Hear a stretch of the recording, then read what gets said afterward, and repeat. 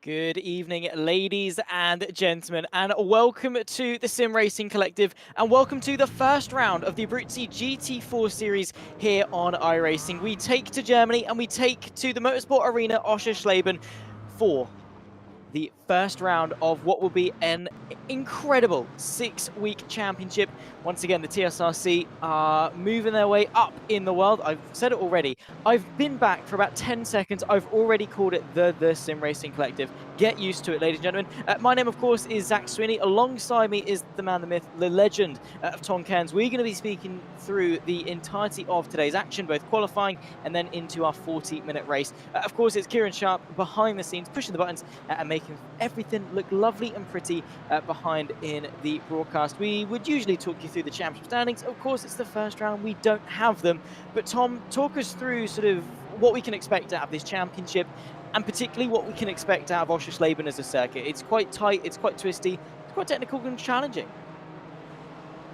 Yes, absolutely. Hello to everyone. Yes, and this championship, 6 rounds, of course, across all over the world as we are heading towards, well, we're in qualifying now, and then it'll be a 40-minute race that will include a mandatory pit stop during it. And we've got 2 classes in the field. We've got a pro class and the AM class. Now, the drivers haven't put in times yet in qualifying, but when the timing tower does appear for proper, you'll notice on the left-hand side next to their graphical name, on the names on the graphics, the grey means that they're in pro and the red means that they are in AM. And as far as I'm concerned with Oschersleben, it's a mixed one. It's kind of difficult to overtake around this circuit because I've seen other championships compete around this track, and it's kind of like a Barcelona of old where it's actually difficult to overtake. So I'd imagine the drivers will be going into this qualifying session in need of a strong lap to get a good position on the grid. Yeah, exactly. And of course, with it being the first round of a 6-week season, by the way, we'll speak through the calendar now. We start with a double-header here in Germany. We go to Oschersleben today, and then, of course, to Hockenheim in a week's time. We then take the trip across the Atlantic to Road Atlanta on the 4th of October, before then heading back to Europe, to Belgium, to Zolder, before then jump all the way back over the Atlantic to Watkins Glen, to then just come all the way back to Belgium. TSRC and the logistical carbon footprint is absolutely abysmal. What is going on there? Going from Germany to Road Atlanta, to come back to Belgium, to go across to the States, then come back to Belgium. This is absolutely despicable. Worse carbon footprint than Taylor Swift, right, Tom? I wouldn't know how to comment on that one, but yes, it is quite it's almost like the opposite of trying to do a logistical sort of calendar, if you like. But it's, you know, it's the TSRC, what do you expect? But the drivers seem to enjoy every circuit they're going to. I think that's the most important thing as we are watching them on circuit now. We've just seen Hutter go to the top for a brief moment until Simnor had gone quicker, but we're starting to see more and more times as the track is picking up. Yeah, of course, as the session wears on, of course, they get 15 minutes, of which we're about 3.5 of the way through. First lap times now just coming in, and already we were I was just having a gander through the Discord, and the top 20 in practice was separated by just shy of a second, showcasing just how close each and every single one of these drivers are at the moment. Of course, you can see Mike Pollard in that Porsche Cayman GT4 ahead of Richard Phillips. Then comes Pierre-Antoine Delaire, but of course, don't count anything out just yet. Still a lot of time left to go in the session. Just want to remind everyone, of course, that the Sim Racing Collective are moving themselves up in the world of sim racing. We're getting upgrades. Abruzzi, of course, prestigious sim racing brand, have very graciously decided to sponsor this championship. If you want to head over to their page and use the affiliate link, and as well as the code of TSRC5, you can get yourself 5% off any gloves, boots, and of course teamwear when you head over to checkout. So make sure to go and do that. Of course, Abruzzi, simulation specialists in the world of sim racing, and they absolutely hit the nail on the head with each and every single one of their products. So make sure to head yourself over and save a little bit of coin as well, as we, I don't want to say it, but approach Christmas. It's not even October yet, but use the code, save some money, and that'll be that. Of course, we focus in on qualifying, and Richard Simnor has just, well, he has set the gauntlet, hasn't he? I mean, he went to half a second. Mikey Pollard was able to go to a quarter of a second back on that one. But at the moment, it seems to be Simnor's day in the sun. But then again, as we've said, still a lot of qualifying session left to go. And Oschersleben is one of those circuits where hooking up a lap, I mean, it'll gain you time at any circuit. But Oschersleben is one of those circuits. There are a lot of opportunities to lose time and mess up the entire lap. There are a lot of opportunities to gain time and find a lot very late on. So I don't think we can read too much into the times until quite literally the checkered flag. Well, yes, absolutely. And, you know, Oschersleben is one of those old school circuits as well. It's kind of like a testing ground, if you like, where, you know, it doesn't bring, like, a lot of crowd to it, if that makes sense. It's almost like a Paul Ricard, but more with the grass and gravel, if that makes perfect sense.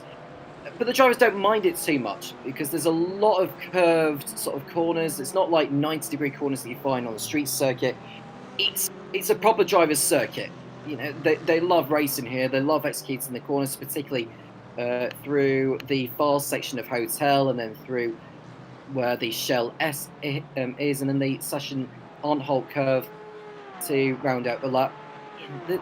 There's enough opportunity to get the moves done, but the straights are not as long as you might think. No, absolutely not. That's why slipstream, I mean, could well be important, but track position more so. So nailing that lap in qualifying is going to gain you quite a little bit.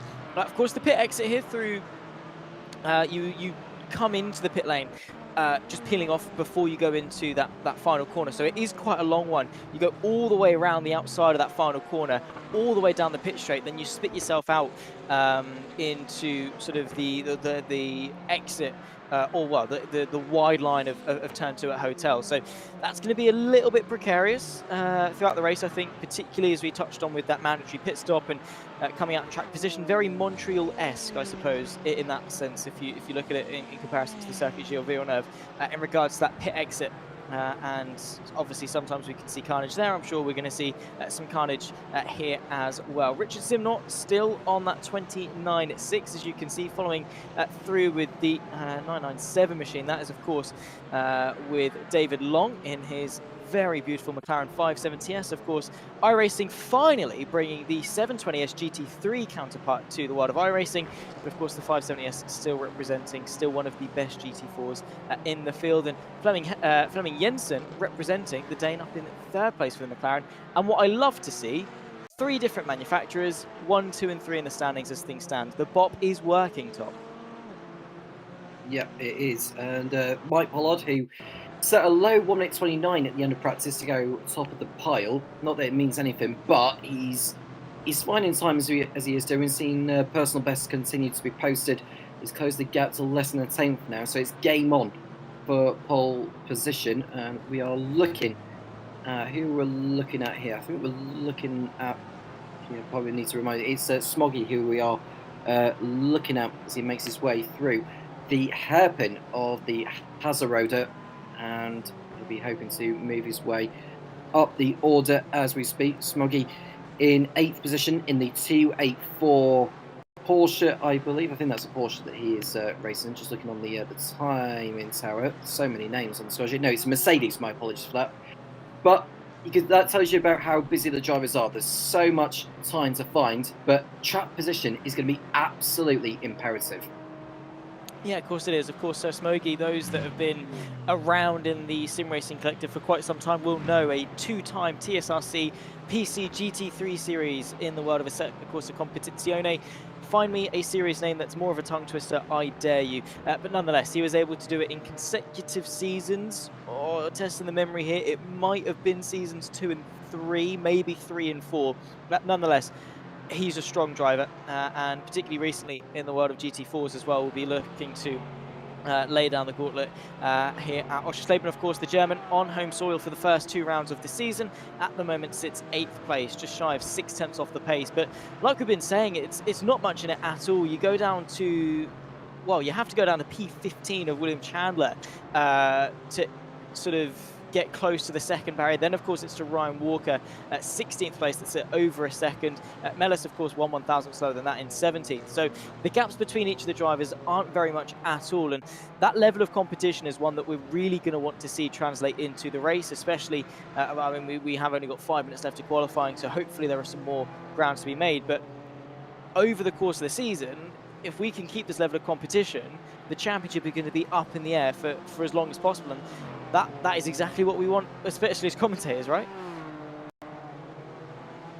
Yeah, absolutely. And as far as I'm concerned, there are no drop scores in this championship. There are only 6 rounds, but that tells you everything about this championship. It's going to be close, and every driver wants to make sure they get a championship point out of it. Top 20 score points, I think that's across both classes, if I'm correct. But either way, they want to make sure they finish above everyone else in their own class to stand a strong possibility of winning their class championship. Just seeing drivers going over the line, and I think Andrew Pike has just gone over the line, and he's currently 19th fastest overall, which is not quite like him at the moment in terms of where he's at compared to the field. Hopefully he'll find a little bit more time. He's probably got at most 3 more chances to improve his time and hopefully move up the order. I know you've got to be diplomatic, Tom, and be nice to all drivers, and Andrew Pike in particular, and say that's not usually where we'd expect him to be. I would argue that's exactly where I expect Andrew Pike to be, on the back end of the top 20, 1.1 seconds off the pace. He calls himself a pro. Look at that with the grey banner on the timing tower, which, as you can see, like what Tom was alluding to earlier in the broadcast, with the differential between the pro and the AM. And you are right, by the way, they are 2 separate scoring systems. So while all of the drivers are going to be racing together, pros and AMs in a mingled grid, they are still 2 separate races. P1 in the pros and P1 in the AMs are 2 separate things. It's not one long concurrent point system based on track position. And that means, of course, with David Long putting himself up into 9th place, a good 6 places ahead of the next AM driver of Niels Kuhl, the gap between P1 and P2 in terms of points stay the same, but he's going to have 6 cars between himself and his nearest competitor, allowing him, going into the race, to have a decent advantage in terms of track position, cars between himself and his nearest competitor, that will help him, at the very least, bridge the gap and delay that battle at best, and give himself that best foot forward to try and take that AM win for the first round of the season. Absolutely, and you've got to bear in mind, we've got the pit stops to come as well, so he needs to make sure he nails the strategy throughout this 40-minute race. Given the lap times we are seeing so far, how many laps are we expecting here? Oh, well, I think someone's found the wall, actually, just as I say that. That's just before the Shell S. They've gone back into pit road. Anyway, they're probably looking at around, at most, sort of like 15, 16 laps, maybe. I could well be wrong with that. No, it's got to be a lot more than that, because they're setting times of a minute and a half. So there's going to be lots of laps in this race, and some drivers don't really want to pit at the same time as others because they want to try and complete an undercut or an overcut on their rivals. And that's what the 9th placeman, David Long, will be thinking about, is when will he decide to pit. Because remember, the fuel gauges will be sort of like at a fixed rate, so they're only going to be able to do a certain number of laps before they are required to pit in. How they decide to do that, well, that's down to them. Yeah, exactly. They can do it sort of bang on in the middle if they wanted to, 20 minutes to stint. They can run the car with a full fuel tank, which we're being told can last maybe about 25 minutes, half an hour, and then go for a lighter stint at the end. Or, like I say, go for the medium between the two and just have the lightest car possible for the longest time possible by just splitting it in half and doing it that way. In regards to the predicted amount of laps, it'll be 40 minutes divided 1.5 minutes, give or take, for a lap. That translates to 26.6 laps, so round that up to 27. That's probably the ballpark that we're going to be looking at, depending on battles and pit stops and things, which could slow things down. Of course, naturally, you run slightly slower in the race anyway. In regards to the fight for provisional pole, it's still Richard Simnor on a 29.609. Mike Pollard, though, has closed the gap to a 29.673, with Jamie Nuttall, of course, just in behind. Jamie Nuttall, speaking of the TSRC GT3 PC series, he was the champion of that as well.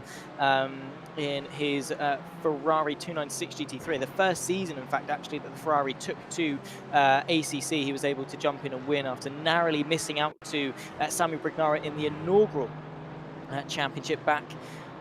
Was that August of 2023, or was it 2022? One of the two anyway. A long time ago, let's put it that way. He's been racing for a decent amount of time as Jamie Nuttall in the world of both ACC and on the platform of iRacing. He's up there in 3rd and trying to close in onto the likes of the two in front. And again, we spoke about track position being important. Of course, as qualifying dawns to a close, Jamie Nuttall unable to improve. But how likely are the people that maybe missed out in terms of pure track position going to be able to move their way forward in the race? How is that overtakeability going to be around Oschersleben? Well, it comes down to how many drivers are in the battle of the round. I mean, if you've got two drivers, for instance, over a series of corners side by side with each other, the field behind are going to close up, and if they start squabbling with each other, they're going to be losing time. They're going off the racing line. It opens the door for the driver next behind them to just take advantage, and it's just a domino effect, essentially. It's all pandemonium from there. So that's probably where we're going to see the overtaking happening throughout. And it's not just in the early part of the race, it's going to be later on. But I think there'll come points where drivers will think, well, we're going to end up losing time back. We may as well just stay in single file until the pit stops arrive, which I know is a rather boring way to do a race, but it's the most strategic one, it's the most tactical one. Exactly that. Of course, check flag has flown. The final laps of the session able to be completed. I think that's a session, an option you can tick on iRacing to allow them to finish the laps, because typically iRacing is horrible, and as soon as that timer ticks 0 to end the session, it's tough luck sunshine, basically. Doesn't matter if you're on the world record pace, it will just end the session there and then. That is a mighty looking Porsche, I've got to say. The number 7, of course, of Ryan Walker, who's got plenty of experience, particularly in the world of R-Factor 2. He's raced in the Virtual Endurance Championship, I think under, oh blimey, it must have been Visceral, maybe esports. Correct me if I'm wrong. He'll probably correct me if I'm wrong, but anyway, he's got a lot of experience under his belt in the world of sim racing. Currently sits 9th place in that Porsche Cayman, which of course looks strikingly beautiful. Of course, we'll run you through the full results of qualifying once we get them all finalised, and we can look at it in a beautiful grid format. One thing I can guarantee is that Andrew Pike is down in 15th, but even then, I was about to slate him, but the top 20, similar to what we saw in practice, Tom, just over 1 second between Richard Simner, who takes pole position, and Mellis in 20th place. And don't forget, we've got a mix of pros and AMs. That level of competition is remarkable. Yeah, absolutely. And David Long will be a very, very happy chap, I would imagine, given where he's ended up. And I'll let you run down on the grid for the race tonight. Yeah, indeed. So, of course, after 15 minutes of qualifying, it's Richard Simner from Mike Pollard, 1 and 2 for DCW Racing. Behind that comes champion of Jamie Nuttall, ahead of Richard Phillips, 3 and 4. Pierre-Antoine Delaire for the Triple 3 is in 5th, with Hayden Miller rounding off row 3. Flemming Jensen for the Dane is 7th, ahead of Felix Smoggy, Sir Smoggy, as we know him, of course, in that 284 machine. Ryan Walker ahead of David Long, who rounds up the top 10. And not only that, kicks off the AM field from technically their pole position. He'll start from 10th anyway. Liam Giles from Nick Clibbins is 11th and 12th. Ron Maynard from Scott Warner are the top 14. Andrew Pike is down in 15th, ahead of Ndika and a guy in 16th from Niels Cool. Second place in the AMs from Matt Cheverton in 18th. Behind that, of course, we've got the rest of the field, as you can see. William Chandler from Stefan Mellis, Mav Gardner at 21st, Grant Miller, the 11th row from Bart Raven, Marcio Lopez, James Smagsgale from Stephen Hooter, Johnny Wu and Thomas Martin, our 28th and final driver. No, it's not. There's more. Wow. Lewis Stone from Gareth Ronda, Lewis Mason, Mark Peaser, Matt Smith and Joe Thomas. 34 cars taken to this grid. It's going to be busy into turn 1. Yeah, I'd imagine so. And I'd like to have thought the drivers will have been briefed about the first lap, because I think there would have been imagined about the side-by-side battling going on the first lap. But I think we should expect a clean first lap. Hopefully no incidents, everyone getting through the first lap safely, and then maybe when lap 2 arrives, that's when they can start going into combat. Yeah, exactly. Of course, you can see there behind the iRacing pace car. We'll do a full formation lap. It's not the longest circuit in the world, is Oschersleben. So we'll queue up behind and go for, of course, the formation lap. This is a perfect opportunity to get tyres, brakes, everything like that warmed up, but also mentally to get the driver themselves psyched up. I don't know as to what your extent of sim racing prowess is, Tom, but how have you maybe always used formation laps before the race, and how do you sort of get value out of them as a driver? Well, as a driver, you want to make sure brake temperatures are up to the optimum level, same with tyre temperatures. You want to get a really good, confident feel. You want to sort of understand the attitude of the car. You want to understand how the engine operates. You want to see how the tyres operate within a particular window. And you don't know what your rivals are doing either, so you kind of have to have that level of trust in the rest of the drivers to ensure that you're not going to run into each other. I'm sure that'll be the case with the drivers. They are well respected between them all. And but yeah, I would probably say, as a driver, from just an individual point of view, just do your bit and hope that all the other drivers can just do the same and race cleanly. Race cleanly indeed. I'm sorry, just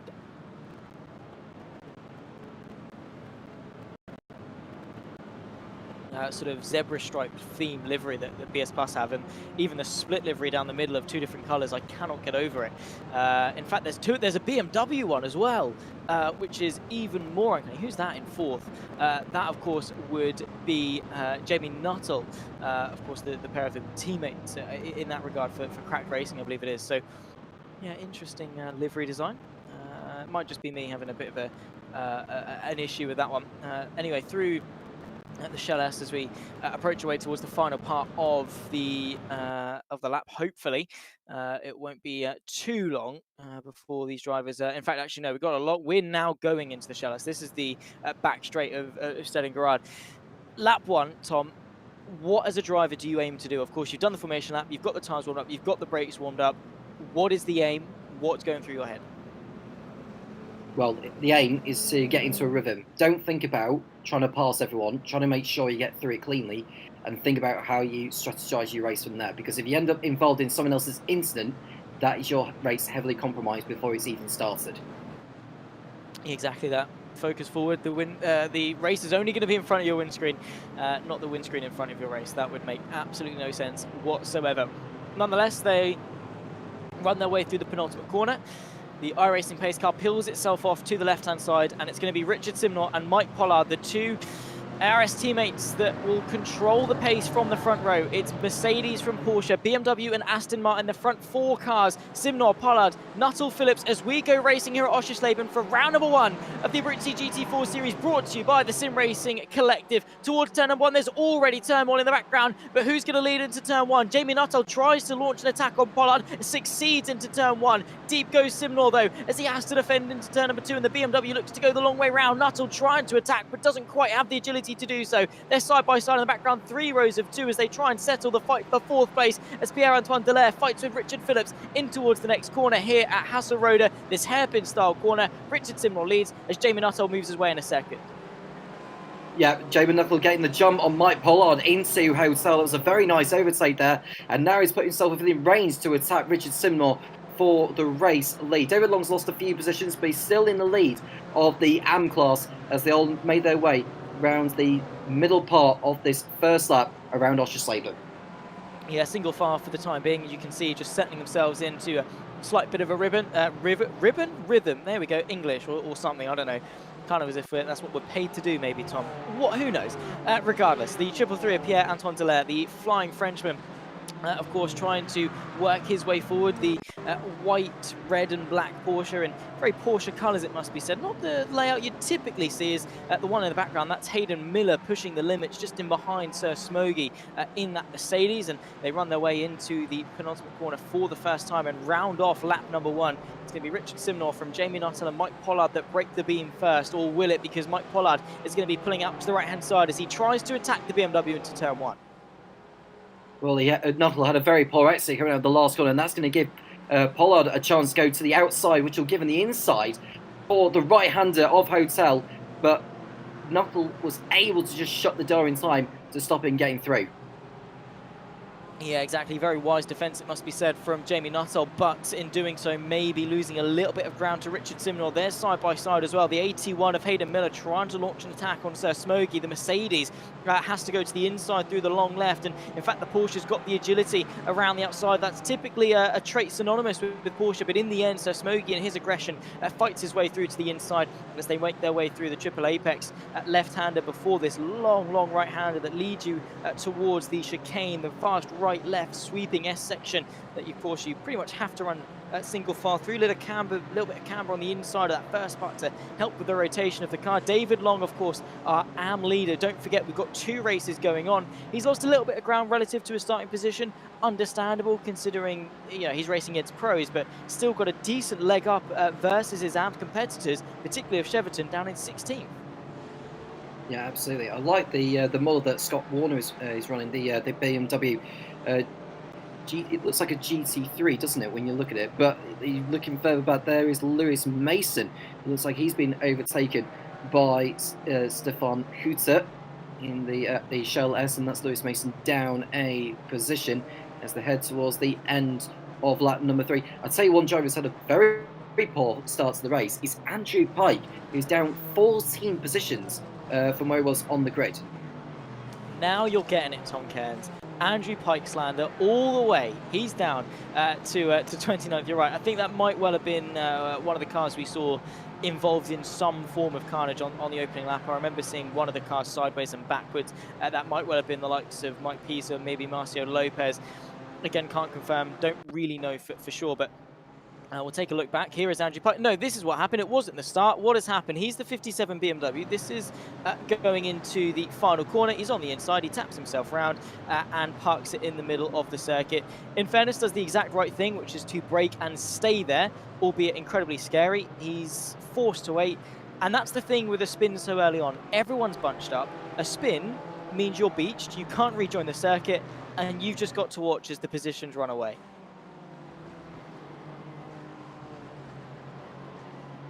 Yeah, and Andrew Pike going for a gap that wasn't quite there for him, hence why he ended up spinning round the way he has done, and he's left himself with a lot of work to do.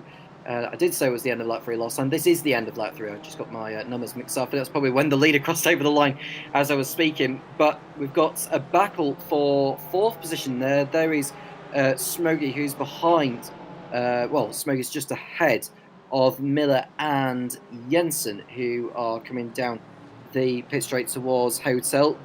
They're behaving themselves all the way through so far. There's no one making any audacious overtakes too soon. They just want to settle into a rhythm at the beginning before they decide how they want to tackle their strategy throughout. If you're Richard Simnor, what would you be thinking at the moment? Because you've made a good start. You've got Jamie Knuckle, who's made a good start of his own. Do you decide to battle it out with him if Knuckle is fancying it? I mean, to be fair, it's one of those things. It's difficult for Simnor to be leading ahead of Nuttall. I mean, in fairness, I wouldn't really be worrying about him at all. I mean, obviously, there's going to be an element of it. You can see him in your peripheral vision with the mirrors and stuff, and you'll know he's there. You'll see it on your Delta. But like I said on the formation app, the race is only going to be in front of you. Focus on just putting the lap times in and hounding that pace that he showed he had in qualifying. Do that consistently, try and pull away, get out of that slipstream range and try and get away. Of course, for Nuttall and wanting to fight for the leads, naturally he's going to want to do that. He's going to want to take any chance that he can get, because in racing you never know when your next opportunity is going to be, particularly when the pack is as competitive as this. And if Simnor is able to get away, it's going to be mightily difficult for Jamie Nuttall to recatch that gap, particularly when he's putting in fantastic lap times like that. However, it's Mike Pollard that's setting the benchmark, the only driver into the 29.9s, showcasing his pace from 3rd place. So I don't think it's Simnor or Nuttall that potentially could be the 2 horses. I think it's firmly a 3-car discussion with Pollard in the mix. He just needs to close that gap ever so slightly, get himself back into the equation. And again, after pit stops, we have no idea what's going to be happening. Well, it'll be interesting to look out at those behind, particularly Antoine Dallaire, Smokey and Miller, to see if they can start getting involved. And I think what is also important is track position when the leaders come back out, because they do not want to be stuck in traffic, which is vitally important around a track like Oschersleben. And but how can you get out in front? Well, it's going to be difficult to get the track position anyway because the field is so close. Having said that, there'll be a big gap behind depending on how long it takes to get the pit stop completed, and you just want to make sure there's no cars that are too close in front of you. Pretty much, yeah. And again, of course, with pretty much any TSRC pit stop as such, it's not the pit stop itself that gains you time. It's not the strategy itself that gains you time. It's the circumstance around it. When do you pit? Is it early? Is it late?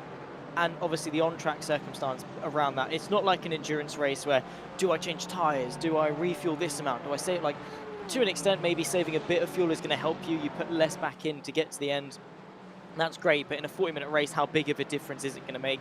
Pretty negligible. It's more a case of getting out of a train early, getting out of a fight, going for an undercut. That sort of thing is going to gain you lap time. That decision-making is going to gain you lap time, of course. Not a very wise decision. So whoever that BMW is that's running wide, the 977, that, of course, is David Long, our AM leader that ran ever so slightly wide and has now dropped into the clutches of Nick Clivens. Of course, that's an inter-class battle. The intra-class battle is between Cheverton and Matt Gardner. That's back in 15th place for second place in the AMS. A slight mistake there from David Long, but he's doing all right. He's still leading the way in the AMS, and at the end of the day, that's all that matters. All of these pro cars can pass him. It means absolutely nothing to him, because as long as he's ahead of the people that matter, that's all that matters.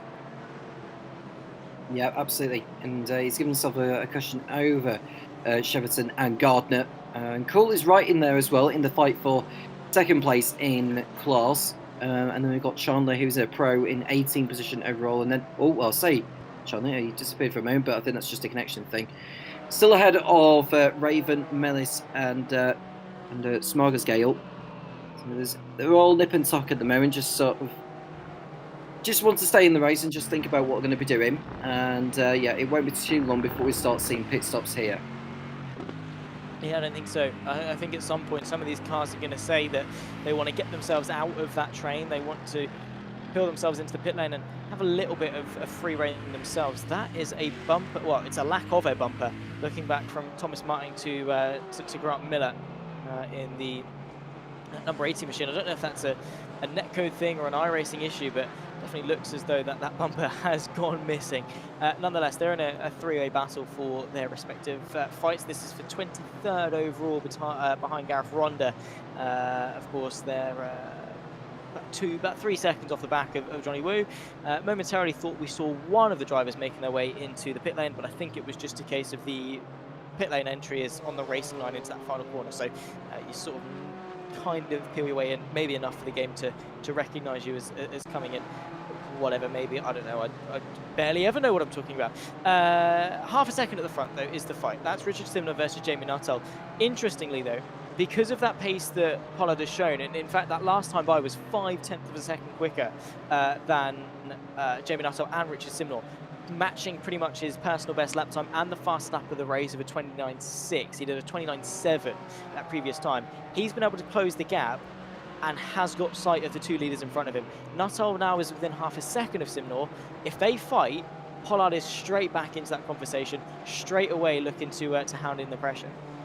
Yeah, and don't rule out the fourth place driver, Pierre-Antoine Dallaire, who could also be in the fight. They're starting to not be posting personal bests now. It looks like they've gone through the tyres, sort of like the best part of the tyres up until this point. And we're starting to see on the classification the pros and the AMs in terms of where they are in positions. So we've got Simnor, Knuckle and Pollard, your podium in pro, and in AM you've got Long, Cheverton and Gardner in the top three. But that could still change, between now and the end of the race. We're past the quarter mark of the first round of the season. There is still a long way to go, both the championship and, of course, in this round in Oschersleben in Germany. Yeah, exactly. I mean, while there is a season ahead, it's only 6 races, which means each round is going to be taking up 16% of the overall points haul, so you can't really afford a bad week. And while it is only round 1, and for many other championships it would just be a case of it's fine, there's still the rest of the season to go. For a season like this, where a lot rides on that hitting the ground running, and because it's such a short and snappy season, because each round takes up a high percentage of the total points haul, you can't afford to have that mindset. You do need to be arriving from round 1 as a title contender. Otherwise, when you get to the likes of rounds 4, 5 and 6, that latter half of the season, and you look back in hindsight and go, could have done myself a bit of favour there. We've seen championships decided by a matter of points, a handful of points. And those handful of points are decided by not being complacent here, not having that mindset of being overly cautious at round 1. chuck yourself up the inside, gain a couple of points here or there, because they are going to matter in the grand scheme of things. You cannot afford to be overly cautious. Obviously, there's an element of being cautious in any championship. You don't want to throw it away from round one. It can very easily go disastrously wrong. You can go from 2nd to 7th and lose a ton of points that way. That's obviously more harmful than dropping back from 1st to 2nd, for example. But even then, you do want to hit the ground running well. And Jamie Nuttall is one of those drivers that will want to, particularly because you're rewarded for winning a race. The biggest points gap between any two positions are between P1 and P2. Right now, Jamie Nuttall wants that reward, wants that bonus, and it's half a second in front of him. Yeah, the top 3 are separated what was just under a second there, but I think Pollard's made a mistake in the middle part of the lap. He's just got back to underneath a second. And it's a big swing from winning to finishing 2nd, but Nuttall won't want to take too many risks too soon. He may be thinking about the pit stops. That could make all the difference between winning this race and not. There is Matt Shefferton, who is 2nd in the AM class. He's just behind the 669 of Scott Warner. And ahead of Scott Warner is the Spaniard Ndika Ondonegi, who's just got by Richard Phillips for P12 on track. Yeah, nicely done. And into the pit lane, Richard Phillips is making his way down for his first and hopefully final pit stop of the race. Coming quite early, to be fair, just shy of the 14-minute mark. So, for whatever reason, coming in to get out of that traffic. And hopefully for him, it's going to pay off in the end. He's run a lighter car for the first part of the race. He'll then, of course, be forced on a slightly heavier car for the latter. Of course, the heavier the car, the harder it is for it to speed up, slow down, or change direction, and that's why you want to have as light a car as possible. But at the end of the day, you still need fuel. A faster car, a car will always go faster with fuel than without, no matter how much weight you save from it. Nonetheless, here's Ryan Walker fighting with Giles. That's for P8 overall and in the Pro class, of course, between the pair of them. The Altitude Esports machine, that Porsche, of course, looking very beautiful ahead of the Mercedes of Liam Giles. Both of them net gains in terms of their positions on track, and still plenty of race left to run. I mean, we've got 25 minutes of it. We've barely scratched the surface. It's, I mean, as much as 40 minutes is a sprint race, it's still a decent amount of time for you to make up moves and showcase that importance and consistency. Yeah, and we've just seen Marcio Lopez. It looks like he was battling there with Joe Thomas going into the left-hander of the course, the triple corner that is. And so Lopez has found his way through into 26th position. I don't know if he's stopped yet. I don't think he has. But he'll be one to just get on with it now, because he's got a long gap to make up before getting on the tail of Nathan Lewis Stone, who's in the same class as he is. Yeah, exactly. That's the thing you want to be focusing on, is the intra-class battles, not the inter-class, because they're not the ones that get you points. The ones between your classmates definitely are. There you can see a graphic of how many stops people have done, and at the moment that's pretty irrelevant, because we've only seen one driver make his way down in order to do it. But in the coming moments, in the next couple of laps, we might well see more do so. There's the train for the lead, by the way. It's 4 cars. It's Simonor from Nuttall, Pollard and Antoine Delaire, 1, 2, 3 and 4, made up of 2 Porsches, a Mercedes and a BMW. So Germany, on German soil, have probably a pretty strong chance of taking a manufacturer win at home, I've got to be honest, because the next non-German car is the McLaren of Flemming Jensen. In fact, there are only 2 manufacturers here that aren't German, and that's Aston Martin and McLaren, both of which are British. So it's going to be tough for it to not be a home manufacturer win, but still nice to see that we've got 3 different manufacturers making their way inside the top 4. All fighting again, showcasing the equality between each of the cars here on iRacing. GT4s always are a lot of fun. There is Sir Smoggy. We talk about the top 4. I wouldn't count out this couplet of Smoggy and Miller either, to be completely honest. Even as far as maybe Flemming Jensen. We don't know how pit stops are going to work out. These guys could get themselves back into that conversation. Again, it depends on how much battling that top 4 are going to do, but you know, we've got comfortably 7 cars within touching distance that, should anything go wrong, any of them will capitalise. Well, Nuttall was right on the tail of Simonor on the pit straight, and it almost looked like he was going to be within range to attack, but he's just sensibly slotted back in. But yes, like you say, those from 5th to 7th have somehow started to close back in a little, and we're not far away from these beginning to make pit stops. No, I don't think so. I think they'll be making their way into pit lane very, very soon. Maybe around bang on the halfway mark. We'll see maybe in a lap or two's time there. Of course, again, the battle between Ryan Walker and Liam Giles, maybe Nick Clibbins as well in that 313 BMW to close his way in as well. I mean, is anyone really close enough to go for the move, especially into this next part of the track, the fast right into the left, of course, here at the Shell S. Not really an overtaking opportunity before you're on your way into the penultimate, then into the final corner. Realistically, it's only probably going to happen into turn one if you've got a good enough run. So you're all about setting up this exit, making sure you're getting that late apex, getting the power down. That's exactly what Ryan Walker has done. In the slipstream, though, what can the Mercedes do? I just don't think the straights here are long enough for anyone really to make much gain in terms of that slipstream. Well, this goes back to what I was saying about this track. I've commentated on other championships around Oschersleben, and it's not the best place to be getting overtakes done. And I think part of that is because of the nature of the corners. Like, if you're talking about medium speed or high speed corners, they are not the corners to get the overtakes done. It's the slow speed corners, which are very, very few around this course. I think the slowest corner is probably the hairpin of Haserode. That's probably where we're going to see most of the overtakes being done. But I think other than that, there's not really anywhere else distinctive where overtakes are going to be completed at. Nah, to be honest, I would agree. I don't think many corners are particularly capable. I mean, GT4s are fairly raceable cars in their own right. I mean, lower downforce than the GT3, shorter wheelbases, narrower because of the aero kits and things. They should be more raceable, but even they can't, make up for a tight, twisty circuit, and they still have a decent amount of speed behind them. Couple that with maybe a little bit of dirty air. I mean, to an extent, it's going to be there. I mean, obviously they've got less aero than GT3s, definitely less aero than Formula 1 cars, so it won't be as apparent. But even if you're trying to follow, probably, to be fair, not far off the range, Richard Simnor and Jamie Nuttall, of course, Nuttall in the chase, going to be feeling a slight bit of dirty air. That's going to be working the tyres a bit more, putting a bit more temperature and scrub through them, and just maybe preventing you from getting that extra bit of rotation you need to get the run on them onto the straight. And that is where things become difficult as a driver. How do you set up the move? And it's tough, because especially if you're against a driver like maybe Richard Simnor, who hasn't made a mistake all race long, you can't bank on the fact of capitalising on a mistake if there's not a mistake to capitalise on.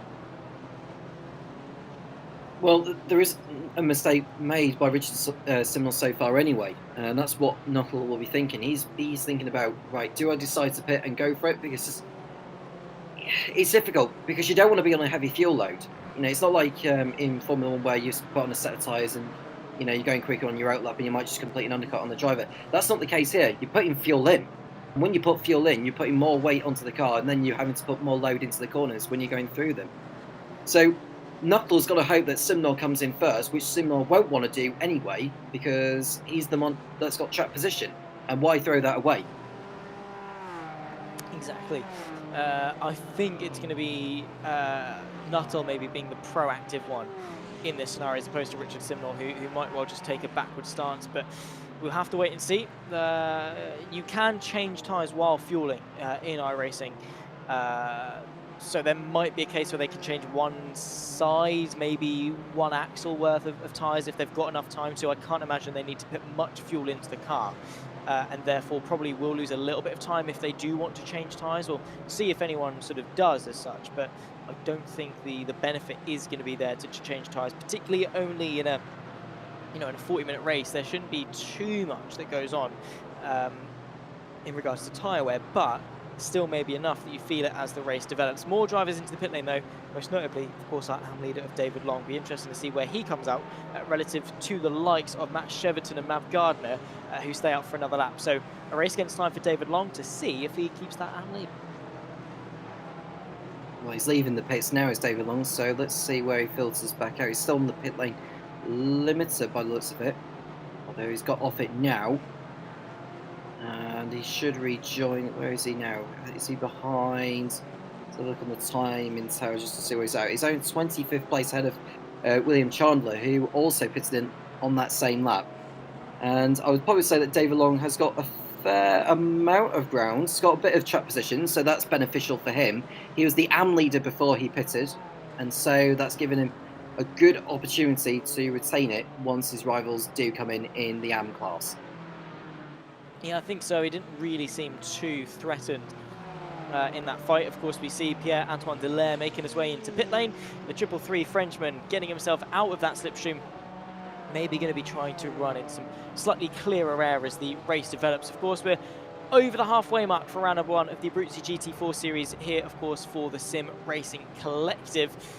Abruzzi doing a fantastic job and in the world of sim racing, and of course very, very grateful to them for sponsoring this championship. Make sure you head over to the Abruzzi website to get yourself any sim racing gloves, boots, or general hardware. Make sure you use the affiliate link and of course the coupon code of TSRC5 to get yourself 5% discount at checkout. Definitely save you an extra couple of quid, and you get the bonus of top quality Abruzzi hardware and product as well with them. So definitely go over and have a look, have a cheeky gander at the very least. And for those that are watching along on the Sim Racing Collective YouTube channel, make sure to like, subscribe, and turn the bell on for notifications to stay up to date. Those watching on the JP Broadcasting YouTube channel, make sure to do the same as well. Let us know your thoughts, feelings, queries, questions, whatever your sort of tickles your fancy out in the YouTube chat as well. Myself and Tom, we do not bite, and we'd love to sort of see what the chat's thinking. Can see a lot of you having your input in the chat, so let us know who's supporting what could well be happening as we approach into the final 16 minutes of round number 1. Richard Simnor leading the way, still stays out for another lap, as do the entirety of the top 3. So leaving it fairly late as Smoggy makes his way into the pit lane as well. I think this goes back to what you're saying, delaying the inevitable of putting more fuel back into the car for as long as possible, so much so that you minimise the load into the tyres and also shorten the pit stop itself by only having to put in, say, 15 minutes of fuel. Yeah, well, Antoine Delaire pitted in the lap before, so we'll see how he gets on. It's going to be close, I think, between Smoggy and Antoine Delaire. I think Smoggy's done his stop now. Where is Antoine Delaire? I don't think he's in front of him, is he? Unless I'm mistaken, but we'll find out in a moment. I think Smoggy, has got in front of Antoine Delaire by quite some way. Yeah, he has. I've just looked on the timing screen. It's 14th for Smoggy. It's 16th for Antoine Delaire, and about a 2-second differential between the pair of them. So Smoggy has been able to pull off the overcut, and I think that has set the standard, that has set the benchmark for what's to come for the remainder of this race. How late can you leave it? There he is, Smoggy just ahead of Gareth Ronda. Then in behind there is the Porsche of Pierre-Antoine Delaire and that 333. So he's done a good job of doing so, and I think an important one to cover that off in order to prevent Antoine Delaire getting the jump on him. But of course, it might well leave the top 3 to do their bidding for the podium places. Simnor from Nuttall, from Pollard, I think all of them stayed out another lap. They have, leaving it quite late into this race. Yeah, they're wanting as light of a fuel load as possible. So they're staying out there for the time being. And just to answer Jake Patrick's question, how many laps are there? Either 26 or 27 at most. Working it out, because when I looked at the 20-minute mark, I think they were just only completing, or coming around to complete the 14th or the 13th lap. Bearing in mind each driver needs to do a pit stop, so I would probably say 27 laps is the most that they will be doing. And it's not 40 minutes plus 1 lap, it's 40 minutes, and then when the clock reaches 40 minutes, whatever lap the leader is on, it's their last lap. Exactly that for the proceedings of this race.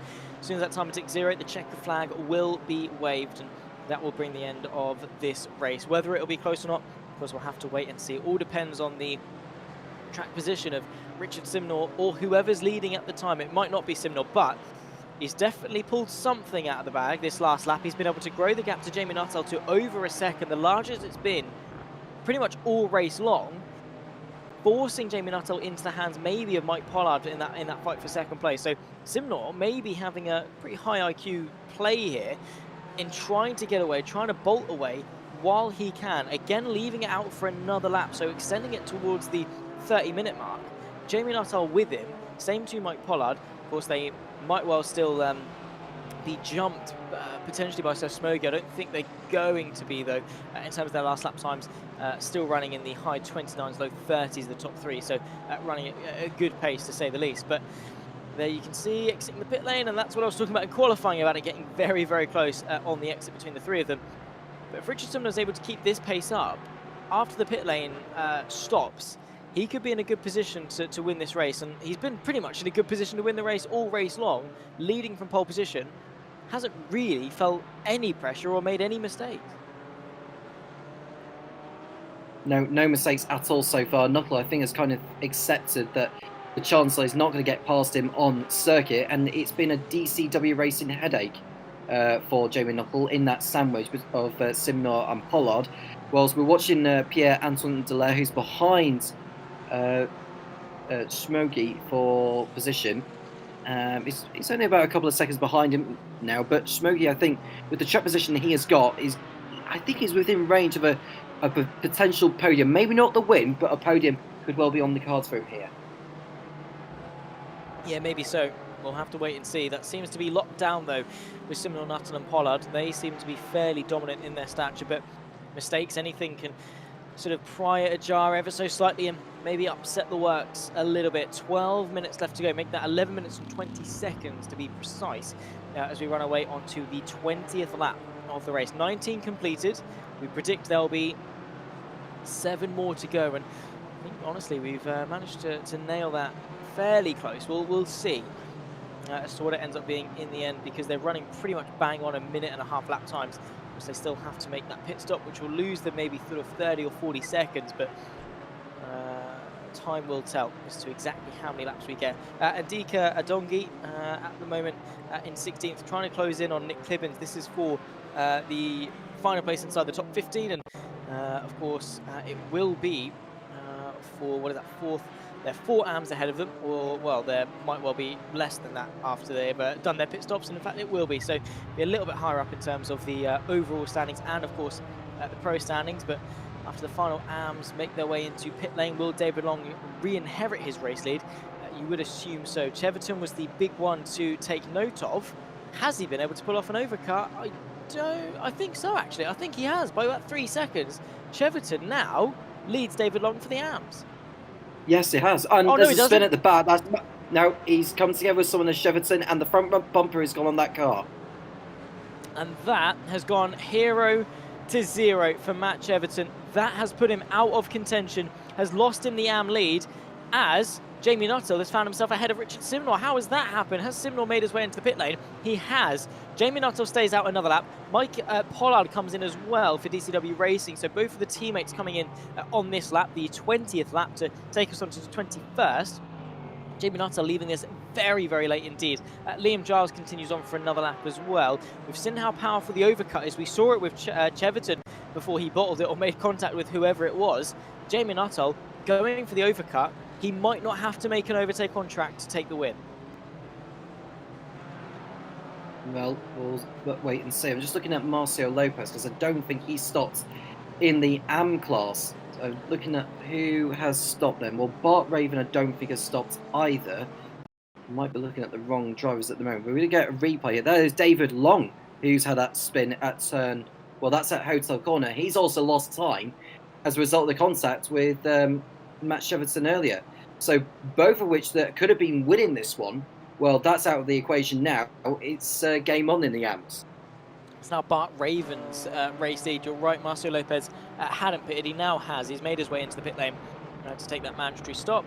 Bart Raven, though, 3/4 of a second clear of Mav Gardner, who himself is 3/10 clear of Niels Call, who himself is half a second clear of Matt Cheverton. That's that four-way fight for 15th overall. That's the lead fight in the AMs on track. This could be very interesting indeed. Another point of interest, Jamie Nuttall into the pit lane, overcooks it, onto the grass, touches the barrier. How much time loss is that going to be in what is a crucial pit lane entrance for him? It's such a trivial thing, but time loss is time loss, and how tight that battle has been all race long, he cannot afford any of it. Into the pit lane, there is that Mercedes of Richard Simnor. This is the on-track battle. It's a fight against time. Nuttall needs to get back out. And Felix Smoggy has completed an undercut on Mike Pollard, and he's ahead of him on merit now. So Smoggy could all of a sudden be ahead of Knuckle into second place by the time the pit stops are done. Indeed, so Richard Simnor round to the final corner. Jamie Nuttall, of course, won't have too much fuel to put back into the car because it's only a 7.5 minute dash to the end. But is it enough? Liam Giles is exiting the pit lane. Jamie Nuttall tumbling down the order outside maybe of the top 10. Where is he? He's still stationary in the pit lane. This is disastrous for Jamie Nuttall, who has gone from a potential overcut winning strategy to outside of the top 10 and nowhere in this race. It's Simnor from Smoggy now, 0.8 of a second separating the two of them. Simnor, who's led this race, Smoggy, who's come from outside the podium places to come into second place. 7 minutes left of this race, and either one of them could come out on top. Smoggy has been given this opportunity thanks to his strategy. He does not want to waste it. Well, no, he won't. And I think Knuckles' timing of a pit stop has come from hitting the Armco on the pit entry, and that's contributed to him falling down the order. Where is he now? Well, he's down in 22nd place overall, is Jamie Knuckle. And yeah, any chance of a podium is well and truly gone for him. Richard Simnor is back into the lead with Felix Smokey, who was outside of that top 4 before the pit stops had begun, is now into a second place.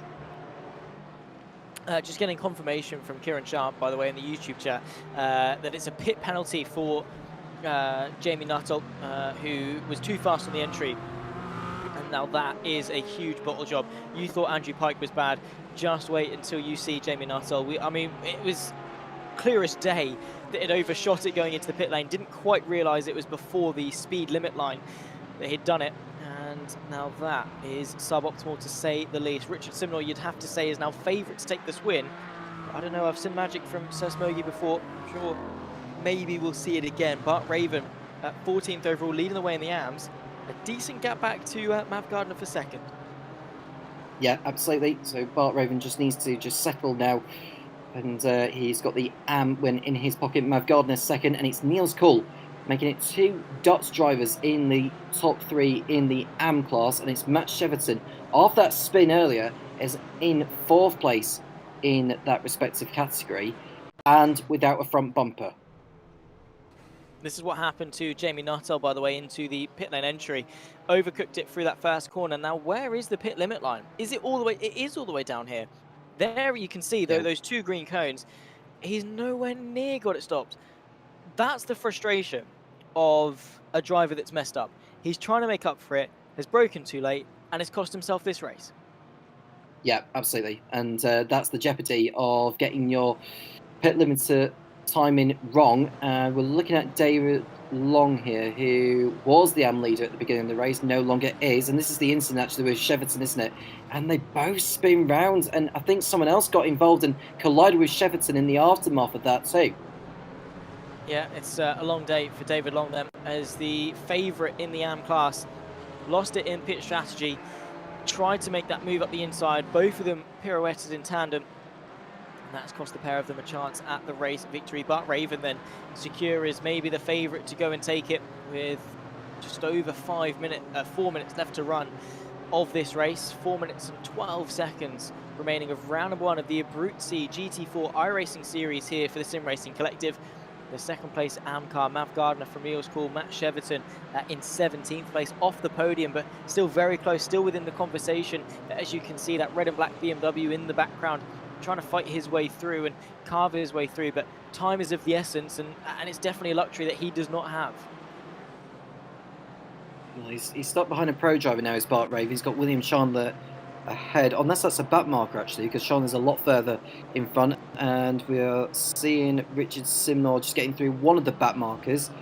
I wonder who that might be. Not that it really matters at this point, but he's through at last and not held up, and neither are those who are chasing him. No, absolutely not. Sir Smokey was not held up by any means, and neither was Mike Pollard either, so maybe that fight for second isn't a done deal. Of course, the mutual objective between the pair of them probably is to fight for the lead, but don't forget that Pollard is the teammate of Simnor, and there might not be too much at play in order to maybe cost DCW the win in this race. So Smokey, while he is sandwiched between the pair of them, might not be getting too much of a helping hand from Pollard, and I think the priority is going to be to try secure that 1-2. Pierre-Antoine Delaire behind, of course, Miller in 4th place. The Porsche, the 81, been able to work his way forward as well. So we've got a 3 Porsche train trying to close in onto the double Mercedes leading 2. And of course, with 2.5 minutes left to go, this will be the penultimate lap of the race. Next time by will be the last lap. Time is running out, opportunities wearing thin, and Dallaire looking to try and at the very least close the gap and maybe work his way onto the podium. I think it's 3 laps to go, actually, Zach, thinking about it, because I was watching the leaders cross over the line, and I think it was over 3 minutes to go when they crossed over, so I think there'll be 2 more laps after this one. Yeah, maybe so. Never trust a commentator's math, so probably me looking at that with a bit too much haste, but yeah, might well be the next lap being the penultimate one. Of course, we'll keep you updated. Yeah, of course, it's 2 minutes to go, and they're working their way now through the Shell S, then in towards Saxon-Anhalt curve. So if they cross the line in the next 19 seconds, they will get another lap out of this one, and it does seem to be the case. They're going to do it close. It's going to be close. It's going to be only a few seconds between us getting another lap and not, but it will be the penultimate time at this time by Richard Simnor, Sir Smogy, Mike Pollard. Of course, then we've got Hayden Miller and Pierre-Antoine Dallaire. 5 cars, 1 victor of round number 1. I'll have to wait and see as to who it's going to be, but there could well be the look from Mike Pollard. Yeah. I think you have to say the driver of the race so far has been Felix Smogy as well, 8th on the grid, so finding his way up into 2nd place. Now we've got a battle. This is Niels Cole, too deep on the brakes there, and that allows the door open for Cheverton to make his way through and up into the podium places in AM. Yeah, amazing stuff. Absolute cinema, as Kieran Sharp would put it in the YouTube chat there. Side by side, Niels Cole trying to work his way through. Up in a 16th place, that's Matt Cheverton on his inside. Looking to the outside as Andrew Pike trying to get involved in this battle. Not really where he deserves to be in terms of the timing order. He needs to be further up than this, but fighting with the AM lead fight. And Niels Cole, got to be careful not to lose his core in what is a very heated battle. Trying to close in on Mav Gardner. That's, of course, the fight for second. Bert Raven seems to be secure in that AM victory, provided he keeps it on the grey stuff and doesn't throw it away, but we've seen stranger things thus far this race. I think just about to stick themselves onto the final lap will be our race leaders, Richard Simnor from Felix Smogy and Mike Pollard. The gap now just over, or just under 1 second. Simnor with 1 lap left to go seems home free.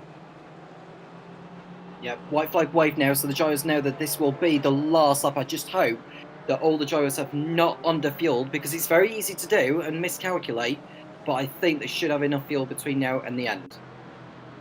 Yeah, you'd assume so.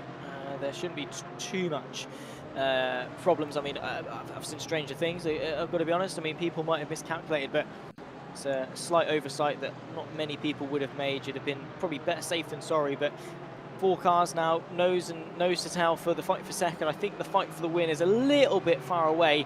Richard Simnor has just been top quality all race long. It was a top quality race from Richard Simnor. Calm and collected from start to finish, but I stand by the fact that Felix Smogy has been my driver of the day, provided he doesn't make any mistakes from here. Yeah, exactly. I mean, still a couple of opportunities for it to go wrong, but you're right, he has been top quality. And making the moves, the strategy as well has been executed to perfection. Of course, got lucky in some regards, but in motorsport you make your own luck. Gotta say though, Richard Simnor, Sir Smogy, maybe to an extent the likes of Bart Raven throw their hat into the driver of the round discussion. Of course, those in the Sim Racing Collective Discord can vote. But one thing is for certain, you cannot take anything away from one Mr. Richard Simnor. Round number 1 of the Sim Racing Collective Abruzzi GT4 iRacing series here at Oschersleben goes the way of Richard Simnor, who dominates this race from pole position. It was not easy, the pressure was on, but he holds firm to take the first win of the season ahead of Sir Smogy, who climbs his way 6 places from 8th on the grid. Mike Pollard completes the podium, makes it double for the teammates of Hayden Miller and of course Pierre-Antoine Dallaire. We'll run you through the full extent of the finishing order as soon as we can, but Bart Raven, another driver as I say, who can be in that discussion for driver of the round, out of the final corner, capitalised on his lucky day, and it's his time in the sun. Bart Raven is the AM winner of round number 1 here for the Sim Racing Collective Abruzzi iRacing GT4 series. Niels Cole, of course, that fight all the way to the end with himself, Mav Gardner, and Matt Cheverton for the final places on the podium. David Long, and what could have been for the driver that seemed so secure after qualifying, just showing the harsh reality of motor racing. Yep, and he'll learn from that going forward, David Long. Perhaps put it in too early and allowing his rivals to have the advantage, particularly Matt Cheverton, who got in front of him initially before they quickly collided at pit exit, and that just handed the win on a plate to Bart Raven, but he won't complain about that one bit. We're just waiting for the remaining drivers to cross over the line, and we'll run down on the final race result. We will indeed. Joe Thomas, the 30th driver to do so. I think those behind him, the likes of Matt Smith, Mark Pisa, Lewis Mason and Ron Maynard, did not make it to the end. So it will be Joe Thomas that rounds off our fleet of cars to take the checkered flag for race number 1 of this 6-round series. We'll bring up the race results pretty much bang on now. There we go. No, we won't. That's qualifying. There's the race. Boom. Either way, it's Richard Simonor at the top of the sheet, ahead of Felix Mogi and Mike Pollard, 2 and 3. Hayden Miller from Pierre-Antoine Delaire are top 5. Then comes Fleming Jensen ahead of Liam Giles and Ryan Walker, the 7 car, in 8th. 313, Nick Clibbins in 9th, ahead of Ndika and Dongi, the top 10. Scott Warner from Richard Phillips and William Chandler are top 13. Before you get to the AMS, it's Bart Raven that was able to take the victory ahead of Mav Gardner and Niels Cool, who kept his cool and was able to bring home 3rd. Matt Cheverton, after the contact with David Long, had to recover. 4th was the best he could muster.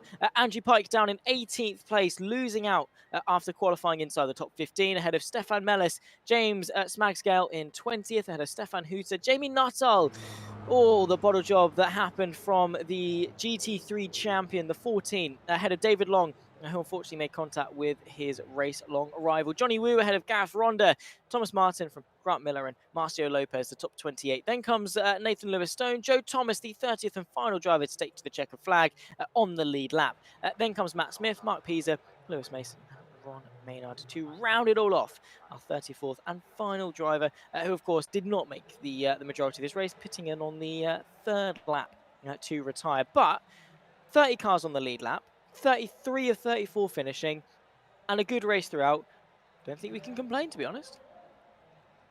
No, absolutely not. And the drivers will be revving up and raring to go for the next one in a week's time. In case you wanted to know where they'll be racing at, it'll be at another German racetrack.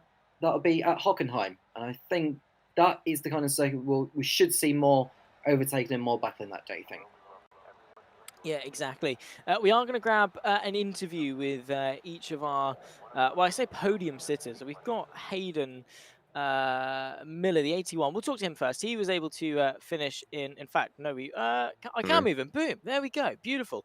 We'll speak to you first, Hayden.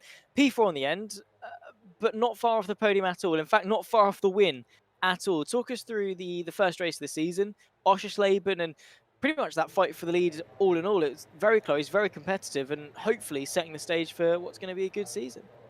That was just hectic. The Porsche feels nice, but if you overshoot a corner or you scrub the tires too much, that's them done. But yeah, the lap times they're so close to each other. It's almost impossible to pass on this track as well with these heavy cars. Yeah, just overall really dramatic and fun race. What can we expect for the season ahead then? Of course, we're at Hockenheim in a week's time, Road Atlanta, Zolder, Watkins Glen and Spa. Pretty historic, pretty fun calendar to take to. What can we expect? Me personally, Hockenheim, I done some testing on that about a week ago. It feels nice. Porsche feels really good around there. To be honest, I can't tell you about any other trucks because I've not done any testing on them. Fair enough. Well, thank you very much for taking the time to come and have a chat with us. Congratulations on P4, and hopefully we'll see you back and good results for next week at Hockenheim. Thank you. Hayden Miller, of course, the 81, 4th place in the end. Next up, we'll take a word, I believe, with our AM winner of course, a Bart Raven. I think he's up there in the interview room. We'll drag him in. Hello. Talk us through your race. Hello, Bart Raven. That was a chaotic race in the AMS. It's good going. Well, yeah, it's in the end, it was really good. I don't know what happened to the fastest M guy, the David Long, because he was the fastest by a mile in quali at least. But an early pit stop worked out for me, and I gained 9 places, so I'm pretty happy. Um, I don't know why I've been put in AM, but I'm here and have fun. So I mean, you got the win in the end. No complaints from you, I'm sure. I mean, great race then. Of course, maybe a slight bit of luck in regards to the timing of David Long and his rival, but you were there ready to scoop it up. Was the strategy pitting early the sort of what you came into that race knowing you'd do, or was it sort of a last minute decision? How did you come up with a strategy to pit early? all credits for the strategy must go to Herf Stefan Hutter, because he told me he was gonna do the early pit stop, and I thought, what do I have to lose, you know? So I did it as well. We were on a Discord call with all the crack guys, so all credits to him, really. Fair enough. Magpied and then executed to perfection. It's a 6-round championship. You're leading the championship now for the AMS. What can we expect for round 2 onwards, particularly obviously at Hockenheim next week? Next up. What are your aspirations for the season? Is it the championship, or are you just going to be here to enjoy the ride? Listen, I'm just gonna try my best. I've recently installed new pedals, load cells for the first time, so I'm just trying to make the best out of it. And I know I'm not like there in speed, obviously, to compare to some of the other guys. But I'm gonna have fun with the guys and do my best. That's all. Well, best of luck, of course, for the rest of the season, and of course for round 2 at Hockenheim. Thanks for coming and have a chat with us, and congrats on the win today. No worries. Thank you very much. Bye Thank bye. you very much, Bart Raven, taking the time to come and have a chat with us. How nice. We'll pop him back in the interview waiting room, and did a brilliant job is to secure that win. Now we get to the talk to the man, the myth, the legend of Richard Simnor. From pole position, it wasn't easy, but the pace was there. It held up. The pit strategy did its job, and you won the race. Talk us through sort of your perspective of it, because from our perspective, it was cool, calm, and collected. I'm sure it was a very different feeling maybe in the cockpit. Have you ever driven the Merc? It's like an ice rink. So I was skidding all over the place. First couple of laps, was not comfortable at all. Tires started to sort of settle down, and I got to the right sort of pace and held it. I mean, from that perspective, just being able to bang in some nice consistency throughout the race was a real plus. Yeah, pit stop was okay. I forgot to pull my clutch in pulling away, so probably lost a little bit there. Yeah, don't know really. It's it probably looked easy. It felt really difficult. I mean, it was less than half a second for most of the race, so you're always driving in your rear view mirror rather than really focusing on what's going on in front of you. And just thankfully, the Merc's really good on corner exits. So even if I did make a little bit of a mistake, I was able to pull away. Making the most of the advantage of the car. What was the motivation behind the Merc then? If it's a car you've never jumped into, was it just a late call to do the GT4s, or? um, it's the first race I've ever driven in it. If I'm going to be completely honest with you, I think I did one official a while back, and Mikey Pollard came on to spot me, and I instantly blew my engine downshifting. So that wasn't really a race. I think I was about 3 laps in. So I just decided no, I was going to drive the Porsche because that's what he drives, and we tend to do a lot of races and endurance races together. I just decided on something different, to be honest. I said to him, why not try a different car? And so I said, I'll jump in a Merc and he can stay in a Porsche, and we'll see if it is any better. I think based on the way he was moaning at me to speed up, I don't think it is. Well, you won the race. That's what matters in the end. Obviously, it's a long season ahead. Still got 5 more rounds. Where are your aspirations then? I know it's a car and it's the learning curve and everything like that, but is the championship possible? It's not, because I had got a weekend planned. I think round 5. It was my birthday, so I was in London. But unfortunately, my granddad died recently, and his funeral's now going to take me out of round 4. So I'll only be here for 4 rounds, which is a bit of a shame. I kind of sort of set my aspirations on a sort of top 3 or 4, but there's so many guys that are really close on pace. So I think it's just going to be sort of track dependent sort of series. We'll probably see a lot of different winners, I think. Certainly hope to see my teammate Pollard up there on the top step a few of the rounds as well. So we'll see what happens at the end. What I'm hearing is it's not going to be the championship, but it's 4 race wins. I'd love that. I'd love that. I'd love to wind Mikey up about it, given that we know the Porsche so well. So yeah, that would be funny. I don't think it would be the case though. Does seem to be a very tight and close competition. I mean, if not you, then I mean, typically you're probably going to say Pollard to win the championship. But who do you think are the contenders for this season? There are a lot of fast guys out there. Yeah, I mean, geez, like any of that top 5 tonight, we're all the same pace. I know Kieran wasn't here tonight, and I know we've raced against each other last year, I think it was. We were pretty much nose to tail every single round, so I know he's quick as well. So yeah, I couldn't call it. I honestly couldn't call it. I mean, you might have a better idea than me, to be honest, but certainly based on the way that the guys were able to catch the gaps up after various mistakes or slowdowns, they obviously had the pace, but the track's not a very good one for overtaking. I don't think it's quite a tight one. So we might see, in the next few rounds, a bit better idea as to the championship order. Well, thank you very much for coming and have a chat with us. Congrats on the race win. Hopefully, we'll see you at the front of the races that you can attend, and best of luck for the rest of the season. Thank you so much.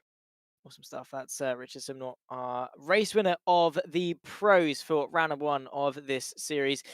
Tom, before we round up, what do we make of round 1? What have we learned? What can we take with us for the rest of the season? Well, it was very touching for Richard to come in and say that he's missing a couple of rounds because obviously with what's gone on within his own family, with the passing of his grandfather. But it's nice of him to sort of come out and say it, and he's obviously won tonight.